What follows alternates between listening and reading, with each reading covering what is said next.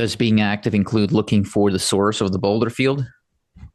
It does. I mean, absolutely. Those all sort of dovetail into everything that we're doing, right? So it goes back to the Boulder Field to the southwest. I mean, there's still a lot more work that needs to be done there. It's just a question of using capital in a judicious fashion. I mean, if I had $50 million dollars in my bank account and the stock was trading at $5, then you could be sure that I'd be doing a heck of a lot more stuff. But I have to be careful and I have to do things in a way that is highly impactful for the company and for shareholders. Doing wildcat drilling is not exactly one of those. Mm-hmm. What's going on with this Boulder Field though, and its source? I mean, it's been a while since you've wanted to find it. Do you think you're going to find it, or is it kind of the ever escaping thing? I mean, it's just a question we haven't put enough time into it. I mean, if you remember, we discovered Mirage just as the lithium market turned. Yeah. And so we've been spending the last 2 years in a significantly weaker lithium environment, if you will, pricing environment. And so we've had to manage ourselves in that reality. So we haven't been able to do as much work there as we would like. And again, it goes back to a question of being high impact, right? I could spend $5 million drilling around there and trying to find the source and understanding it, or I can use $5 million to make discoveries in Greenland and other locations and maybe find another equivalent Mirage out over there, right? Define a similar, and all of a sudden it's like, oh, yeah, I just don't have Mirage. Now I have two Mirages. And actually I found a third one. So now I have three Mirages, right? Three equivalent size assets.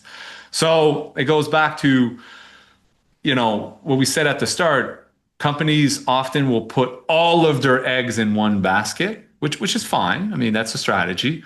But we find that this is a unique opportunity on the lithium side. There's still so many undiscovered things that we want to continue growing as a company, still leverage our strength. And people forget it. I mean, at the end of the day, junior mining company, what's the strength of a junior mining company? And I know we put the word mining, but the strength of juniors is to explore. The strength of juniors is to find things. But we have this sort of twisted imagination that every company should be a miner. Every company should be mining assets. And I don't fully agree. Sometimes it makes sense, but play to your strength. I mean, you're not going to tell me that a company that has like 20 employees is better than Teck at building, a $4 billion asset. No, Teck does that type of work. Teck has entire departments that do this type of work. And so what's Teck not good at? Tech's not that great at finding things. Teck doesn't have a full, it's not as flexible and as aggressive as a junior might be. And that's what we like to bring to the table at Brunswick. Any competent engineer, any competent geo can continue advancing Mirage. And we're competent, and we have a competent team that can do that. But our strength has always been to find things. That's what we bring to the table. That's what we bring to our investors. Our ability to go into an area that did not have lithium before, like Mirage, like Greenland, and say, hey, look at that. Based on our understanding of geology and the potential here, wouldn't you know we found some lithium?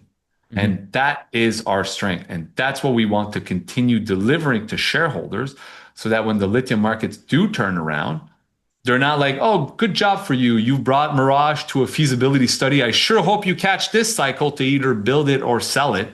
But we come out and say, hey, look, you know what? We have a portfolio of assets that might be very attractive to a major out there that wants to expand quite dramatically its pipeline of projects because it has an asset in Quebec, which is developing very quickly, and that gets to play in that whole geopolitical sphere. And now they have an asset in Greenland that plays into the European political sphere that's growing nicely. And maybe they have another asset in another jurisdiction that's also growing there quite rapidly and is also benefiting from new geopolitical realities. So that's what we want to offer out there. And it's something that not a lot of people are doing in any commodity. Gold, copper, lithium, obviously, zinc, doesn't make a difference. This is not something, it's what used to be done, But shockingly, it's not what's being done right now. And that's why I want to push back against it. I want to be out there using the strength of our team to make discoveries. That's what excites the market, right? The classic Lassonde curve. It's classic for a reason. Let's go ahead and make discoveries.